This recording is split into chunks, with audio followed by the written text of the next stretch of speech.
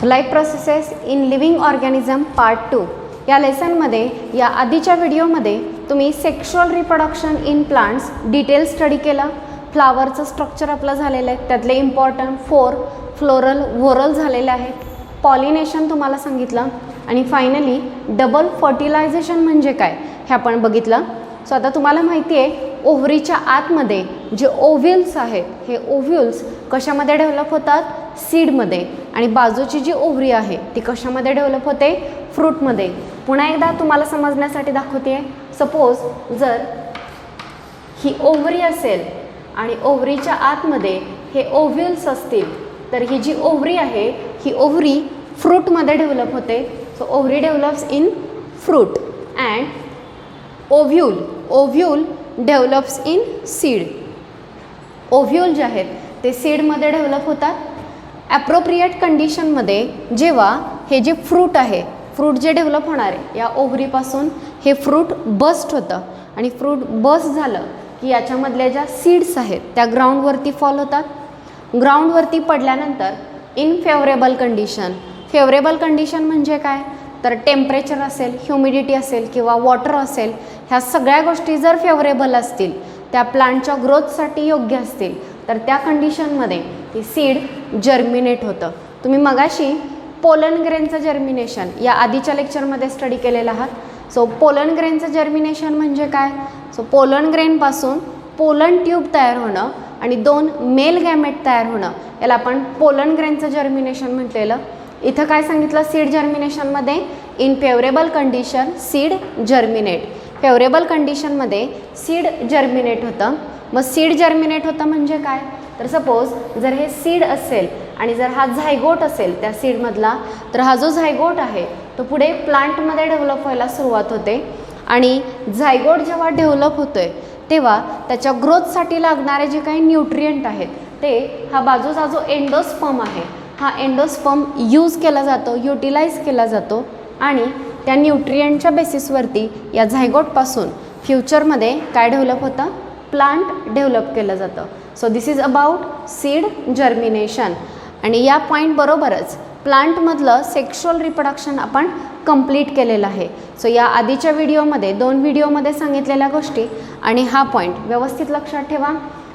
ओव्हरीपासून काय डेव्हलप झालेलं आहे, फ्रूट, आणि ओव्ह्युल्सपासून काय डेव्हलप झालेले आहेत, सीड.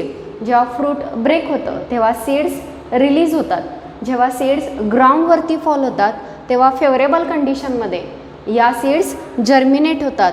जर्मिनेट झाल्यानंतर तो जो झायगोट आहे तो झायगोट प्लांटमध्ये डेव्हलप होणार आहे, प्लांटलेट तयार होणार आहे आणि डेव्हलपमेंटसाठी लागणारा न्यूट्रियंट म्हणजे तो एंडोस्पर्म आहे तो एंडोस्पर्म यूज केला जातो आणि त्या न्यूट्रियंटवरती झायगोट जो आहे तो डेव्हलप होतो. So this is sexual reproduction in plants इथं कंप्लीट होत आहे. नेक्स्ट आपण स्टार्ट करतो आहे sexual reproduction in human being. So याच्यामध्ये काय दिलेलं आहे बघा. First of all can you recall, याच्यामध्ये काही क्वेश्चन विचारलेले आहेत, हे तुम्हाला 9th स्टँडर्डमध्ये झालेले. So what different hormone control the function of human reproductive system through chemical coordination. So 9th स्टँडर्डमध्ये तुम्ही कंट्रोल कोऑर्डिनेशन स्टडी केलेलं आहे. ह्युमन ब्रेन, स्पायनल कॉर्ड आणि हार्मोन शिकलेलं आहात. सो त्या बेसिसवरती तुम्हाला हा क्वेश्चन विचारलेला आहे. ह्युमन रिप्रोडक्टिव्ह सिस्टीमचं फंक्शनिंग कुठले हार्मोन कंट्रोल करतात. सो याच्यामध्ये main FSH means follicle stimulating hormone आणि second one is LH means luteinizing hormone. हे दोन्ही हार्मोन जे आहेत ते रिप्रोडक्टिव्ह सिस्टीमचं फंक्शन कंट्रोल करतात. Once again I repeat, first जो क्वेश्चन दिलेला आहे कॅन यू रिकॉलमध्ये 9th स्टँडर्डच्या बेसिसवरती, त्यातल्या फर्स्ट क्वेश्चनचा आन्सर आहे follicle stimulating hormone and luteinizing hormone controls the function of human reproductive system. So human reproductive सिस्टीमचं फंक्शन हे 2 हार्मोन कंट्रोल करतात. सेकंड क्वेश्चन सगळ्यांच्या जवळ बुक असलं पाहिजे आणि बुकमध्ये हे क्वेश्चन चेक करायचे तुम्ही. सेकंड क्वेश्चन बघा, which hormones are responsible for changes in human body occurring during onset of sexual maturity. So sexual maturity puberty जो पिरियड आहे म्हणजे साधारण 13पर्यंत जो एज पिरियड आहे तो चाइल्डहूड म्हटलं जातं आणि 13 to 18 वयाच्या 13व्या वर्षापासून ते 18 इयरपर्यंतचा जो पिरियड आहे त्याला प्युबर्टी किंवा सेक्शुअल मॅच्युरिटी अचीव करण्याचा हा पिरियड आहे. मग या पिरियडमधले जे चेंजेस आहेत हे रेग्युलेट करणारे 2 हार्मोन्स आहेत. त्यातला फर्स्ट हार्मोन जो आहे तो आहे टेस्टोस्टेरॉन. आणि हा हार्मोन मेलमध्ये ते चेंजेस जे आहेत ते रेग्युलेट करतो. आणि सेकंड हार्मोन जो आहे तो आहे इस्ट्रोजन. सो इस्ट्रोजन हा जो हार्मोन आहे तो फिमेलमधले प्युबर्टीच्या वेळी किंवा सेक्शुअल मॅच्युरिटीच्या वेळीचे जे चेंजेस आहेत ते रेग्युलेट करतो. सो बघा, हे 2 हार्मोन रिप्रोडक्टिव्ह सिस्टीमचं फंक्शनिंग रेग्युलेट करतात आणि हे 2 हार्मोन सेक्शुअल मॅच्युरिटीच्या वेळी होणारे चेंजेस रेग्युलेट करतात, testosterone and oestrogen.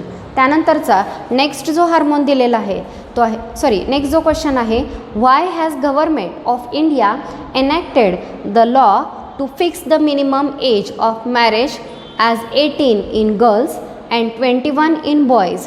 So government of India यांनी हा लॉ एनॅक्ट केलेला आहे आणि लग्नाचं मिनिमम एज ठरवलेलं आहे, जे गर्ल्समध्ये 18 इयर्स आणि बॉईजमध्ये 21 इयर्स असं ठरलेलं आहे लॉनुसार. मग हे असं का ठरवलेलं आहे तर या एजमध्ये that boy and girl physically आणि मेंटली डेव्हलप झालेले असतात सेक्शुअल रिप्रोडक्शनसाठी. सो हे जे आहे ते मिनिमम एज डिसाईड केलेलं आहे. So physical and mental development इथे कंप्लीट होती आहे. सो हे एज कन्सिडर केलेलं आहे. सो तिन्ही क्वेश्चनचे आन्सर सांगितलेले आहेत. त्यानंतर नेक्स्ट आपण पाहणार आहोत human male reproductive system. But before starting human male reproductive system in heredity and evolution, तुम्ही हा लेसन शिकलेला आहात, काही मुलांचा नसेल झालेला. तर हेरिडिटी अँड इव्हॉल्युशन हा जो लेसन आहे या लेसनमध्ये आपण शिकलेलो आहोत की मेल आणि फिमेल या दोघांचे जे क्रोमोझोम आहेत, प्रत्येकाकडे क्रोमोझोम असतात 46, मेल असतील किंवा फिमेल असतील. त्यापैकी 46 पैकी 44 क्रोमोझोम जे आहेत यांना ऑटोझोम्स असं म्हटलं जातं, जे बॉडीचे कॅरेक्टर डिसाईड करणारे असतात. आणि राहिलेले जे 2 क्रोमोझोम आहेत या 2 क्रोमोझोमना सेक्स क्रोमोझोम असं म्हटलं जातं. सो हे सांगितले तुम्हाला autosomes which decides body character, आणि 2 जे आहेत ते सेक्स क्रोमोझोम आहेत. मग आता बघा, मेलमध्ये जे 2 सेक्स क्रोमोझोम असतात त्यापैकी एक क्रोमोझोम असतो एक्स आणि सेकंड असतो वाय. द सेम वे फिमेलमध्ये आउट ऑफ 44 क्रोमोझोम, जसे इथे ऑटोझोम आहेत तसेच इथे सुद्धा ऑटोझोम असतात आणि 2 क्रोमोझोम जे आहेत ते सेक्स क्रोमोझोम असतात. फक्त फिमेलमध्ये हे दोन्हीही क्रोमोझोम एक्स असे असतात. सो बघा, मेलमध्ये 2 सेक्स क्रोमोझोम कुठले सांगितले, एक्स अँड वाय, आणि फिमेलमध्ये सांगितले एक्स. सो तुम्ही बघू शकता दोघांकडेही एक्स क्रोमोझोम कॉमन आहे, पण वाय क्रोमोझोम जो आहे तो फक्त मेलकडे आहे, तो फिमेलकडे नाही. सो वाय क्रोमोझोम जे आहेत तो मेल कॅरेक्टर डिसाईड करतो आहे. सो हे जे डिटेल आहेत रिप्रोडक्टिव्ह सिस्टीमचे, तर ते डिटेल आपण स्टार्ट करतो आहे. याच्यामध्ये फर्स्ट पाहणार आहोत human male reproductive system. So C,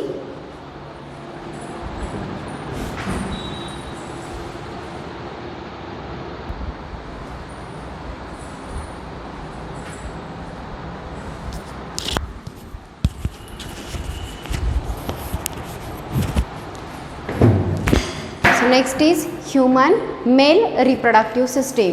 So in human male reproductive system, diagram of this system is very important. हे डायग्राम जे आहे ती महत्त्वाची आहे, याची प्रॅक्टिस सगळ्यांनी करा. याच्यामध्ये लेबल जे आहेत ते व्यवस्थित लक्षात ठेवायचे आहेत. बऱ्याचदा ही बोर्ड एक्झामला विचारली जाते. आणि सगळ्यात महत्त्वाचं, जर तुम्हाला डायग्राम समजलेले असेल तर याचं डिस्क्रिप्शन जे आहे ते व्यवस्थित लिहिता येतं. सो मेल रिप्रोडक्टिव्ह सिस्टीम याच्यामध्ये काय सांगितलेलं आहे बघा. In human male reproductive system, it consists of main 3 part: testis, duct and gland.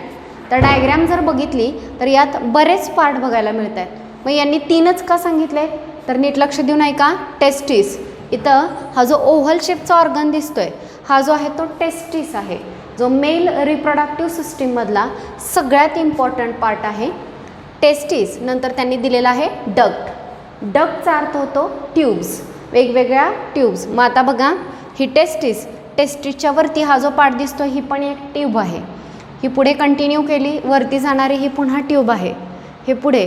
So ही जर तुम्ही कंटिन्यू केली तर तुमच्या लक्षात येईल की कंटिन्यू ही एक ट्यूब आहे जी टेस्टिसपासून सुरू होते. पुन्हा एकदा मी सांगते ट्यूब कुठून आहे, टेस्टिसच्या वरचा हा जो पार्ट आहे त्याचं नेम आहे इपिडिडॅमिस. हा वरचा सगळ्यांनी नेम लर्न करायचे आज. सो इपिडिडॅमिस आहे, इपिडिडॅमिस नंतर कंटिन्यू झाला आणि ही वरती जाणारी जी ट्यूब आहे तिचं नेम आहे व्हास डेफरन्स. सो दोन्ही बाजूला व्हास डेफरन्स आहेत. ही व्हास डेफरन्स पुढे कंटिन्यू झाली. ही जी ट्यूब आहे हिला नेम दिलेला आहे इजॅक्युलेटरी डक्ट. सो ट्यूब तीच आहे, वेगवेगळ्या लोकेशनला फक्त नेम वेगवेगळं आहे. सो रिपीट करा, इपिडिडॅमिस, नेक्स्ट इथं सांगितलं व्हास डेफरन्स, नेक्स्ट ही आहे इजॅक्युलेटरी डक्ट. इजॅक्युलेटरी डक्ट नंतर हे जे येलो कलरमध्ये पार्ट दिसतोय याला म्हटलं जातं युरिनोजेनायटल डक्ट. तर ह्या सगळ्या वर्डचं मिनिंग काय आहे ते आपण पुढे बघतोय. सो बघा पहिला मेन पार्ट आला टेस्टिस नंतर आल्या डक्ट. किती डक्ट सांगितल्या, फर्स्ट इपिडिडॅमिस, आफ्टर इपिडिडॅमिस व्हास डेफरन्स नंतर नेक्स्ट आहे इजॅक्युलेटरी डक्ट आणि हा जो लास्ट सांगितला तो युरिनोजेनायटल डक्ट. सो 4 डक्ट सांगितल्या. सो या डक्ट आणि शेवटचा जो आहे तो म्हणजे ग्लँड्स, याच्यामध्ये येणाऱ्या ग्लँड्स. सो ग्लँड्स कुठल्या कुठल्या आहेत बघा, त्यात फर्स्ट ही जी ग्लँड आहे हिला म्हटलं जातं सेमिनल व्हेसिकल. ही जी दुसरी आहे हिला म्हटलेलं आहे प्रोस्टेट ग्लँड आणि ही जी आहे ती काउपर्स ग्लँड. सो 3 ग्लँडचे नेम तुम्हाला लक्षात ठेवायचे आहेत, seminal vesicle, prostate gland and Cowper's gland. So या 3 ग्लँड. सो किती पार्ट आले बघा, टेस्टिस बरोबर ह्या वेगवेगळ्या डक्ट्स आणि डक्ट्स नंतर 3 gland, seminal vesicle, prostate gland and Cowper's gland. So एवढ्या पार्टपासून मेल रिप्रोडक्टिव्ह सिस्टीम जी आहे ती तयार झालेली आहे. पुन्हा एकदा बघा, male reproductive system consist of 3 part. First is testis that oval shape. टेस्टिसपासून पुढे जी ट्यूब दिसते तिचं वेगवेगळ्या ठिकाणी नेम फक्त चेंज होत आहे, सो ती डक्ट. आणि सगळ्यात शेवटी सांगितलं ग्लँड्स. 3 ग्लँड्स लक्षात ठेवायचे आहेत मेल रिप्रोडक्टिव्ह सिस्टीममध्ये, seminal vesicle, prostate gland and Cowper's gland. So बघा या पार्टपासून मेल रिप्रोडक्टिव्ह सिस्टीम तयार होते. तर मेल रिप्रोडक्टिव्ह सिस्टीममधला सगळ्यात इम्पॉर्टंट पार्ट सांगितला टेस्टिस. सो टेस्टिसमध्ये काय दिलेलं आहे बघा, फर्स्ट फक्त लिहिलं आहे स्क्रॉटम. सो काय आहे बघा, testis are located inside the scrotum. So हे बाजूने व्हाईटिश स्ट्रक्चर दाखवलेलं आहे आणि याला नेम दिलेला आहे स्क्रॉटम. सो स्क्रॉटम जे आहे बिहाइंड द पेनिसच्या पाठीमागे असणारा हा एक ऑर्गन आहे आणि स्क्रॉटमच्या आतमध्ये टेस्टिस जे आहे त्या लोकेट झालेल्या असतात. मग ह्या लोकेशनवरती क्वेश्चन असतो, ह्या ज्या टेस्टिस आहेत त्या स्क्रॉटममध्ये आउटसाईड द ॲबडॉमिनल कॅव्हिटी, ॲबडॉमेन जो आहे ज्याच्यामध्ये तुमची डायजेस्टिव्ह सिस्टीम, एक्सक्रिएटरी सिस्टीम, आज सगळ्या सिस्टीम लोकेट झालेल्या आहेत. पण हा जो टेस्टिस आहे तो ॲबडॉमेनमध्ये न येता ॲबडॉमेनच्या बाहेर स्क्रॉटममध्ये लोकेट झालेला आहे. आणि असं लोकेशन का आहे तर बॉडीचं जे टेम्परेचर आहे त्यापेक्षा कमी टेम्परेचर या टेस्टिसला प्रोव्हाइड करण्यासाठी तो ॲबडॉमिनल कॅव्हिटीमध्ये लोकेट झालेला नसून ॲबडॉमिनल कॅव्हिटीच्या बाहेर लोकेट झालेला आहे. सो जेणेकरून कमी टेम्परेचर राहतं. कमी टेम्परेचरचा काय फायदा होतो तर टेस्टिसमध्ये स्पर्म ही मेल रिप्रोडक्टिव्ह सिस्टीममधली सेल इथे तयार होणार आहे आणि ते तयार होण्यासाठी लोअर टेम्परेचर असणं गरजेचं आहे. मग कमी टेम्परेचर देण्यासाठी टेस्टिस ॲबडॉमिनल कॅव्हिटीमध्ये लोकेट न होता ॲबडॉमिनल कॅव्हिटीच्या बाहेर स्क्रॉटममध्ये लोकेट झालेला आहे. पुन्हा एकदा बघा, टेस्टिस मेल रिप्रोडक्टिव्ह सिस्टीममधला इम्पॉर्टंट पार्ट आहे कारण याच्यामध्ये काय फॉर्म होतात, स्पर्म. सेकंड, टेस्टिस लोकेट कुठे झालेला आहे, स्क्रॉटममध्ये outside the abdominal cavity to provide lower temperature than body temperature for the formation of sperm. टेस्टिसचं लोकेशन स्क्रॉटममध्ये, ॲबडॉमिनल कॅव्हिटीच्या बाहेर, कशासाठी, लोअर टेम्परेचर प्रोव्हाइड करण्यासाठी. आणि लोअर टेम्परेचरमुळे टेस्टिसमध्ये काय फॉर्म होतात, स्पर्म. नेक्स्ट बघा सेमिनिफेरस ट्युब्यूल. आता ही जी टेस्टिस आहे या टेस्टिसच्या आतमध्ये सेमिनिफेरस ट्युब्यूल जे आहेत या वेनी लोकेट झालेले असतात. सेमिनिफेरस ट्युब्यूल, न्यूमरस सेमिनिफेरस ट्युब्यूल याच्या आतमध्ये असतात. इथं नेम आहे सेमिनल व्हेसिकल आणि आत्ता मी सांगितलं सेमिनिफेरस ट्युब्यूल, ट्यूब. टेस्टिसच्या आतमध्ये असणाऱ्या या ट्यूब्स आहेत, त्यांचा नंबर भरपूर असतो. तर या सेमिनिफेरस ट्युब्यूल आणि सेमिनल व्हेसिकल ह्या दोन नावांमध्ये कन्फ्युजन नाही झालं पाहिजे. So see seminiferous tubule are located inside the testis. टेस्टिसच्या आत सेमिनिफेरस ट्युब्यूल जे आहेत त्या लोकेट झालेल्या आहेत. आता बघा, समजा हे टेस्टिस आहे आणि तिच्या आतमध्ये असणारी ही एक समजा सेमिनिफेरस ट्युब्यूल आहे, ट्यूब आहे, कट केली तर ती राऊंड दिसेल. सो हे सेमिनिफेरस ट्युब्यूल आणि हिच्या आतल्या लायनिंगला जर्मिनल इपिथेलियल सेल असतात आणि या ज्या जर्मिनल इपिथेलियल सेल आहेत या मिओसिसने डिवाइड होतात आणि काय तयार करतात, स्पर्म तयार करतात. सो इन शॉर्ट स्पर्म कुठे तयार होत आहेत, टेस्टिसच्या आत. पण अजून डिटेल लक्षात ठेवायचं झालं तर टेस्टिसच्या आतमध्ये अशा बऱ्याच काय आहेत, सेमिनिफेरस ट्युब्यूल. सेमिनिफेरस ट्युब्यूलच्या आतल्या लायनिंगला काय आहे, germinal epithelium which divide by meiosis and form sperm. जो मिओसिसने डिवाइड होतो आणि स्पर्म तयार करतो. So this is about testis. पहिला पार्ट मी एक्सप्लेन केला. मुलांना रिपीट करते, ह्युमन मेल रिप्रोडक्टिव्ह सिस्टीम तीनच पार्टपासून यांनी सांगितली. पहिला आहे टेस्टिस, दुसऱ्या आहेत डक्ट आणि तिसऱ्या ग्लँड्स. पैकी मी काय एक्सप्लेन केलं, टेस्टिस. टेस्टिस कुठे लोकेट झालेला आहे, स्क्रॉटममध्ये, आउटसाइड द ॲबडॉमिनल कॅव्हिटी. या पॉईंटवरती सायंटिफिक रिझनसाठी क्वेश्चन असतो की आउटसाइड द ॲबडॉमिनल कॅव्हिटी का लोकेट झालेले आहेत. So to provide lower temperature for the formation of sperm, they are located outside the abdominal cavity inside the scrotum. हा पहिला मुद्दा. Second, टेस्टिसच्या आत काय आहे, सेमिनिफेरस ट्युब्यूल. सेमिनिफेरस ट्युब्यूलच्या लायनिंगला काय आहे, germinal epithelium and that germinal epithelial cell divide by meiosis and form sperm. Germinal epithelial cell मिओसिसने डिवाइड होतात आणि काय तयार करतात, sperm. So this is about testis. So first आपला कंप्लीट झाला. आता सेकंड आहे डक्ट. आता डक्ट काय आहे बघा, इथं मिओसिसने डिव्हिजन झाल्यानंतर काय तयार झाले, स्पर्म. कुठे तयार झाले, टेस्टिसमध्ये. आता इथं तयार झालेले स्पर्म फिमेल रिप्रोडक्टिव्ह सिस्टीममध्ये रिलीज करायचे. त्यासाठी टेस्टिसमधले स्पर्म वेगवेगळ्या ट्यूबमधून कॅरी केले जातील, डक्टमधून कॅरी केले जातील. मग आता सेकंड पार्ट जो आहे डक्ट, हा डक्टचा पार्ट लक्षात ठेवताना कसा लक्षात ठेवणार, तर त्यांचा सिक्वेन्स फक्त लक्षात ठेवायचा आहे. सो स्पर्म तयार झाले टेस्टिसमध्ये, टेस्टिसमधून या पार्टमध्ये जातील, याचं नेम आहे इपिडिडॅमिस. इपिडिडॅमिस नंतर ते कुठे कॅरी होणार आहे, या अपवर्ड जाणाऱ्या ट्यूबकडे, याचं नेम आहे व्हास डेफरन्स. व्हास डेफरन्स नंतर ते जातील इजॅक्युलेटरी डक्ट आणि इजॅक्युलेटरी डक्ट नंतर हा आहे युरिनोजेनायटल ट्रॅक्ट. सो बघा, या सिक्वेन्समध्ये टेक्स्टबुकमध्ये दोन एक्स्ट्रा नेम दिलेत, रेटेटेस्टिस आणि व्हास एफरन्स. सो आता रेटेटेस्टिस आणि व्हास एफरन्स डायग्राममध्ये कुठेच दिसत नाही आहे. सो हे कुठले पार्ट आहेत, तर ही जी टेस्टिस आहे हिच्या आतमध्ये ज्या सेमिनिफेरस ट्युब्यूल आहेत, अशा बऱ्याच सेमिनिफेरस ट्युब्यूल आहेत. ह्या प्रत्येकाच्या ट्यूब एकमेकांशी फ्यूज होतात आणि जे तयार होतं त्याला म्हटलं जातं रेटेटेस्टिस. आणि वेगवेगळे रेटेटेस्टिस एकमेकांशी, समजा हा एक रेटेटेस्टिस आहे, हा दुसरा रेटेटेस्टिस, फ्यूज होऊन तयार करतात व्हास एफरन्स.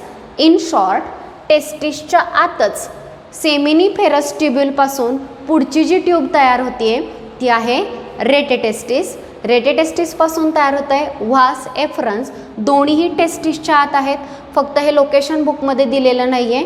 हे तुम्हाला डिटेल 12thला असणार आहेत.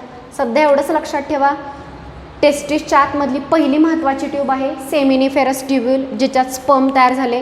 तिथून ते कोणाकडे कॅरी होतील, रेटेटेस्टिस. रेटेटेस्टिस नंतर व्हास एफरन्स. इथपासून पुढे डायग्राममध्ये आहे, सो लक्षात येईल. व्हास एफरन्स कशात ओपन होते, epididymis. After epididymis vas deferens. Next is ejaculatory duct and last is urinogenital tract. So या सिक्वेन्सनी स्पर्म जे आहेत ते कॅरी केले जातात. सो मुलांनो, मी तुम्हाला सांगितलं ह्युमन मेल रिप्रोडक्टिव्ह सिस्टीम 3 पार्टची बनलेली आहे, टेस्टिस, डक्ट अँड ग्लँड. त्यातला जो फर्स्ट पार्ट होता टेस्टिस हा आपण कंप्लीट केला. त्यात तुम्हाला पहिलं लोकेशन स्क्रॉटम हे लक्षात ठेवायचं आहे. दुसरं सेमिनिफेरस ट्युब्यूल, तिच्या जर्मिनल इपिथेलियम, मिओसिसने डिवाइड होणार जर्मिनल इपिथेलियल सेल आणि स्पर्म तयार करणार, हे लक्षात ठेवायचं आहे. इथं टेस्टिस कंप्लीट झाला आणि सेकंड पार्ट आपण बघितला डक्ट. मग तुम्हाला डक्टमध्ये फक्त सिक्वेन्स लक्षात ठेवायचा आहे. डक्टमध्ये वेगळं कोणतंही फंक्शन नाही आहे, फक्त स्पर्म कॅरी केले जातील. मग कॅरी करतानाचा सिक्वेन्स पहिलं काय सांगणार, रेटे टेस्टिस जे टेस्टिसच्याच आत आहे. सेकंड सांगणार व्हास एफरन्स, पुन्हा एकदा रिपीट करते आहे. टेस्टिसमध्ये ही जी ट्यूब आहे ती कुठली आहे, सेमिनिफेरस ट्युब्यूल, तिच्यापासून काय तयार झाली आहे, रेटे टेस्टिस, आणि त्याच्या पुढे आहे व्हास एफरन्स. त्यानंतर आहे इपिडिडियामिस, vas डेफरन्स, ejaculatory duct and युरिनोजेनायटल duct. फक्त युरिनोजेनायटल डक्ट एकदा लक्षात घ्या मुलांनो. इथं येलो कलरचा हा जो आहे तो युरिनरी ब्लॅडर आहे. तुम्ही 9वीमध्ये एक्सक्रिएटरी सिस्टीम स्टडी केलेली आहे. तर ही जी एक्सक्रिएटरी सिस्टीम आहे तिचे पार्ट तुम्हाला माहिती आहे. किडनी, 2 किडनी आहेत. किडनीपासून ही जी येलो कलरची ट्यूब आहे ती आहे युरेटर, आणि युरेटर कशामध्ये ओपन होतो, युरिनरी ब्लॅडरमध्ये. सो यात युरिन स्टोअर केलं जातं आणि नंतर हे युरिन, ही जी ट्यूब दिसते हिला युरेथ्रा म्हटलं जातं, आणि नंतर या युरेथ्रामधून युरिन बॉडीच्या बाहेर रिलीज केलं जाईल. हा जो ऑर्गन आहे तो पेनिस आहे. मग आता बघा, ही जी युरिनरी ब्लॅडर आणि हा जो येलो कलरचा पार्ट आहे हा एक्सक्रिएटरी सिस्टीमचा पार्ट आहे. पण या पार्टमध्ये मेलमध्ये दोन्ही कामं होणार आहेत. युरिनसुद्धा या ट्यूबमधून कॅरी होणार आहेत आणि स्पर्मसुद्धा याच ट्यूबमधून कॅरी होणार आहेत. म्हणून हिला म्हटलेलं आहे urinogenital duct. Urino because it carry urine and genital because it also carry sex cell, hence it is called as urinogenital duct. इथपर्यंत सगळ्यांच्या लक्षात आलं का बघा. लास्ट राहिलेला जो पार्ट आहे तो ग्लँड आपण उद्याच्या लेक्चरला स्टडी करणार आहोत. सो आज तुम्ही ही डायग्रॅमची प्रॅक्टिस आणि ट्यूबचा सिक्वेन्स किंवा डक्टचा जो सिक्वेन्स आहे तो व्यवस्थित लक्षात ठेवायचा आहे. डायग्रॅम ज्यांना व्यवस्थित कळली, लेबल लक्षात राहिले, त्यांना हा डक्टचा सिक्वेन्ससुद्धा लिहिता येतो. सो याची प्रॅक्टिस किंवा डायग्रॅमची प्रॅक्टिस आणि लेबल व्यवस्थित लक्षात ठेवा. राहिलेला जो थर्ड पार्ट आहे ग्लँड, हा आपण नेक्स्ट व्हिडिओमध्ये स्टडी करणार आहोत.